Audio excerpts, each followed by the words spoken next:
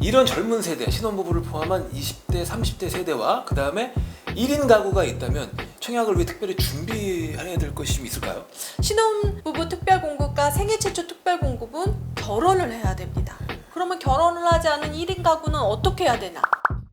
네, 안녕하세요. 부티비의 브라더 앤디입니다. 요즘 사실상 내 집 장만을 하시는 분들이 굉장히 많이 계세요. 근데 내 집을 장만하는 방법은 뭐 구축을 매매하는 수도 있지만 우리 신축을 분양받는 수도 있겠죠. 하지만 신축을 분양받는 게 이게 쉬운 일이겠습니까? 여러분들의 답답한 속을 제가 해결해 드리려고 아이메피의 정지영 대표님을 모셨습니다. 안녕하세요, 대표님. 안녕하세요. 네, 언니님. 반갑습니다. 예, 초대해 주셔서 감사합니다. 예. 저는 대한민국 청약지도 저자 정지영 아이메피입니다.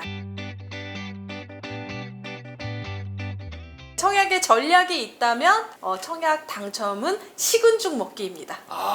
예. 그러면은 이 대표님을 모시고 제가 이제 질문을 던지면서 우리 대표님의 답변으로서 좋은 어떠한 꿀팁들을 한번 얻어보도록 하시죠. 자, 첫 번째 질문을 드리겠습니다.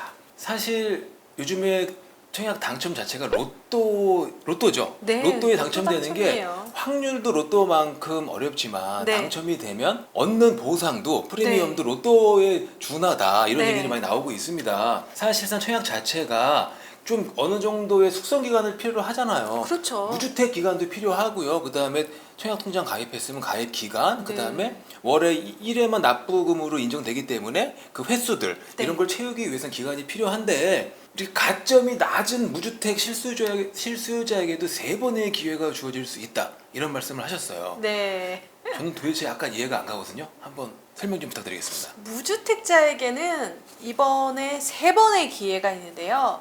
무주택자 같은 경우에는 그러니까 민간 분양에서 당첨 순위를 어떻게 하느냐가 중요하는데 가점제와 추첨제가 있습니다. 그러니까 먼저 가점제로 싸우고 만약에 떨어진다면 추첨제로 가는 거죠. 2번의 기회가 있습니다. 그런데 그 추첨자 안에서도 무주택자에게 75%가 배정을 받으니까 3번의 기회가 있는 거죠.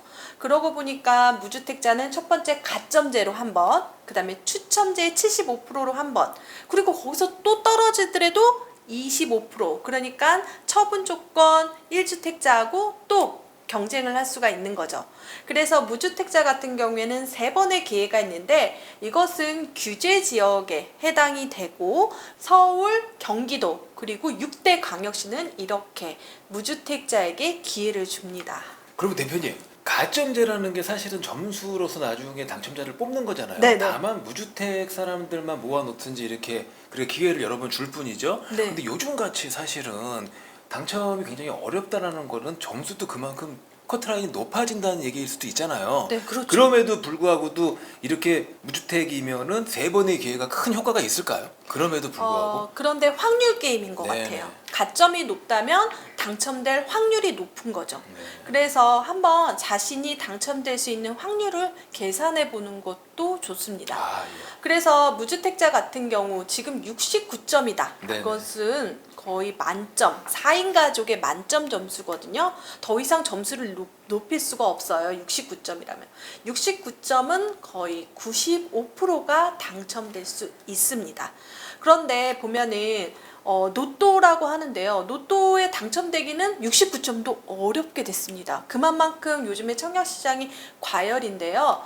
그렇다면 로또에도 1등만 있는 게 아니라 2등, 3등이 있잖아요. 네네. 그렇게 되면 2등, 3등에 도전한다면 또 확률이 높아지는 거죠. 거의 100%라고 볼 수가 있어요. 그래서 확률 게임이라고 생각이 듭니다. 예, 감사합니다. 근데 궁금한 게 이렇게 청약에 계속 떨어지시는 분들은 어떤 공통점이 있나? 네, 공통점이 예, 있죠. 예. 청약에 떨어지시는 분은 너무 좋은 단지, 그리고 너무 좋은 타입의 청약을 넣어서 경쟁률이 높은 데를 넣는 특징이 있습니다. 대부분 사람들은 좋은 곳에 청약하기를 원하거든요. 하지만 당첨의 확률은 낮아지게 되는 거죠. 그리고 떨어졌다고 얘기하는데 제가 어디 떨어졌어요 라고 이렇게 설문조사를 받게 되면 떨어질 만도 하다. 그런 곳에 청약을 합니다. 예. 결국에는 본인 스스로가 네. 경쟁률이 높고 떨어질 만한데. 수밖에 없는 곳을 지원하는 거네요. 그러니까 자기가 어떤 가점 계산을 해서 네. 내 점수에 가능성 있는 곳을 지원해야 되는데 그렇죠. 눈높이가 높으니까 네, 또 좋으니까. 로또 얘기는 들었거든요. 네네네네. 대박 나고 싶으니까 그 이상의 거를 지원하다 보니까 아무래도 계속 떨어지게 된다. 네. 아, 정확한 말씀이신 것 같습니다. 자, 그렇다면요. 대표님 말씀에 따르면은 청약 경쟁률이 덜 할 수 있는 곳을 지원하는 게 당첨 확률을 높일 수 있다고 말씀을 하셨는데, 이렇게 좀 그러면은 경쟁률을 좀 예측을 해야 될 거 아닙니까? 네. 그럼 예측하는 방법 같은 게 있을까요? 예측하는 방법이 있습니다. 그것은 시대마다 조금 다른데요. 제가 세 가지를 얘기해 드릴게요. 경쟁률을 예측하는 경우. 부동산 규제가 나오고 나서 첫 분양은 경쟁률이 낮아요. 쫄림의 효과라고 합니다. 쫄려요, 마음이. 이거 넣어서 내가 이거 부동산 떨어지는 거 아니야? 그 신뢰로 어떤 단지가 있었냐면요.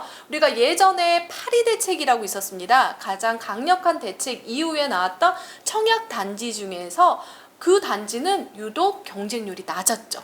그리고 가점도 낮았고요. 그리고 두 번째로는 뭐냐면 너무너무 핫한 단지가 나온다 그러면 사람들이 모두 기다리게 됩니다. 그 단지는 예를 들어서 DH 자이 개포라는 개포 8단지가 분양할 당시였습니다. 그때 그 단지가 너무 노또 단지다 보니까 그 단지를 계속 기다리고 있는 거죠. 그러다 보니 그 전에 분양했던 단지들은 잊혀지게 되죠. 예를 들어서 그때 동시에 분양했던 단지가 노년 아이파크랑 DH 자이 개포가 동시 분양을 했습니다. 그럼 어딜 청약해요? 다들 여길 청약을 하죠. 그렇죠. 그렇다고 해서 동연 아이파크가 안 올랐나? 지금 입주를 했는데 분양가 대비 엄청 많이 네, 상승했습니다. 그렇죠. 그래서 여러분들이 그 규제가 나오거나 아니면 핫한 단지가 나올 때 그때가 기회라고 생각하시면 되겠습니다. 네. 그리고 세 번째는 뭐냐면요. 첫 분양입니다. 어떤 택지지구에서 첫 분양을 할 때는 모두 그때 벌판이고 이거 해도 될까? 고민하게 되는 거죠. 그게 어디였냐면 검단 신도시의 첫 분양, 검단 호반 서밋 아파트의 경쟁률이 낮았거든요. 그래서 여러분들은 이렇게 틈새 전략으로 해야 되는데요. 제가 말한 이 세 가지의 공식을 가지고 가면 경쟁률이 낮죠. 최근에 정말 핫한 단지가 있었는데 그 전에 나왔던 단지가 가점이 낮았습니다. 이런 경우는 사실 정말 좋은 곳을 하고 싶지만 그 마음을 접고 정말 당첨을 위해서 이런 단지들을 찾아야 됩니다. 네. 지금 말씀을 들어보니까요. 네. 검단 같은 경우에는 네. 사실 허허벌판에 첫 번째 이제 올렸을 때 제가 가본 적이 있어요. 네네네. 저도요. 김포 옆이잖아요. 네, 근데 네. 뭐 김포시청 들렸다 가봤는데 네. 그때 사실 그 지역이 좀 미분양 무덤이라는 네네네. 소리가 막 들릴 정도로 미분양이었었는데 최근에는 그 분양가를 회복한 정도가 아니라 뭐 웃돈까지. 상당히 올라갔습니다. 네네. 프리미엄이. 네. 그러니까 그런 것들도 어떻게 보면 전략일 수 있겠네요. 네, 그래서 여러분들이 택지지구 같은 경우는 지금 상기 신도시 나왔잖아요. 네. 미리 가보면 좋습니다. 제가 최근에 상기 신도시를 투어를 했어요. 가보면 논밭입니다. 막 자동차 바퀴 빠지고 진흙탕이고 그렇지만 그곳이 변화될 거를 상상한다면 미리 한번 가보시면 좋고요. 그리고 입지 분석도 하면서 첫 분양 아주 그게 중요한 거죠. 알겠습니다. 자, 그러면은 사실 청약은 우리 온 국민이 다 사랑을 하고 있습니다. 근데 네. 요즘에 제가 봤을 때 청약의 분위기가 40대, 50대, 60대를 위해서 돌아가는 것 같진 않아요. 조금 네. 젊은 세대, 2030 세대를 위주로 돌아가는 것 같거든요. 또는 신혼부부 위주로 특공도 그렇게 많이 나오고요. 네. 그랬을 때 이런 젊은 세대, 신혼부부를 포함한 20대, 30대 세대와 그 다음에 1인 가구가 있다면 청약을 위해 특별히 준비해야 될 것이 좀 있을까요? 그런데 청약은 시간과의 싸움이거든요. 그런데 생각해보면 청약이란 제도, 집이 필요한 사람이 누군가 봤더니 세대 분리를 해서 결혼을 해서 어떤 집의 공간, 보금자리가 필요한 사람을 위한 거기 때문에 청약 제도는 가족 수라든지 청약 그 무주택자 기간이 많은 사람에겐 유리합니다. 그런데 2030 세대에게는 정말 가점도 낮고 납입 인정 금액도 낮기 때문에 사실 그 틈새를 들어가기 힘든데요. 그럼에도 불구하고 당첨이 될 수 있는 것이 있죠. 그것은 바로 특별 공급입니다. 일반 공급은 그렇게 짜여져 있지만 특별 공급은 그 특별한 사람들만 모아서 그리고 경쟁을 하기 때문에 특별 공급에 지원하면 좋은데요. 신혼부부 특별 공급과 생애 최초 특별 공급은 결혼을 해야 됩니다. 그러면 결혼을 하지 않은 1인 가구는 어떻게 해야 되나? 이런 고민에 빠지게 되는 거죠. 그런데 1인 가구도 할 수 있는 특별 공급이 있습니다. 중소기업에 다닌다면 중소기업 특공이 있고요. 그리고 장애인 특공이 있습니다. 그리고 이전 기간 특공도 있고요. 결혼을 하지 않아도 된다는 거죠. 그리고 만약에 1인 가구인데 부모님이 집이 없어서 같이 모시고 부양하고 있다면 노부모 부양 특공도 있습니다. 그래서 사실 포기하고 싶을 때가 있을 것 같아요. 하지만 이런 것도 하나하나 스펙이라고 생각이 들거든요. 그러다 보면 기회가 있고요. 그리고 사실 미달란 지역도 있습니다. 그런 데는 가점이 필요 없는 거죠. 그런데 미달란 데는 가면 막 가슴이 쫄깃쫄깃하죠. 쫄깃쫄깃해지죠. 네.